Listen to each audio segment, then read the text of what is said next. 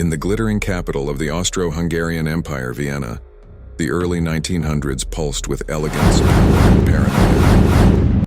Among the empire's most trusted men stood Colonel Alfred Redl, a decorated intelligence officer, respected by emperors and feared by spies. He was brilliant, disciplined, and ruthlessly loyal, or so everyone believed.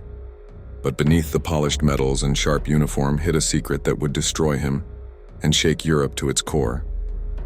Yuri, born in 1864 to a poor family in Lemberg, now Lviv, Ukraine, Alfred Redl rose through the military ranks by sheer intelligence and ambition.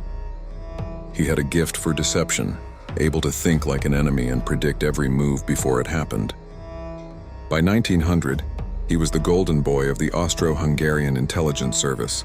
He modernized the empire's spy network, introduced new cryptographic systems, and gained access to every major military secret in Europe. But success came at a cost.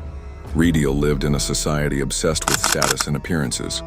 He longed for luxury, fine cars, grand apartments, and elegant parties. And most dangerously of all, he carried a secret that could destroy him. He was gay, at a time when homosexuality was illegal and scandalous in the military. It began around 1902. Redl was approached, some say seduced, by Russian intelligence officers who knew everything about his hidden life. They didn't need to threaten him. They offered something far more tempting, money and protection. Redl accepted. And with that single choice, the empire's most trusted spy became its most dangerous traitor. For over 10 years, he secretly funneled Austria's military plans, mobilization schedules, and espionage networks directly to the Russians, and sometimes even to the French. Every defense secret, every double agent, every coded operation, Redl sold it all for envelopes of cash delivered in hotel rooms across Europe. He didn't just betray soldiers, he betrayed thousands of lives.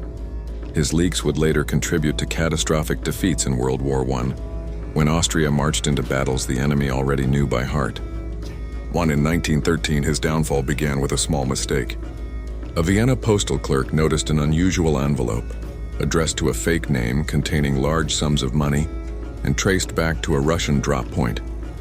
Austrian counterintelligence set a trap, following the envelope to a luxury hotel.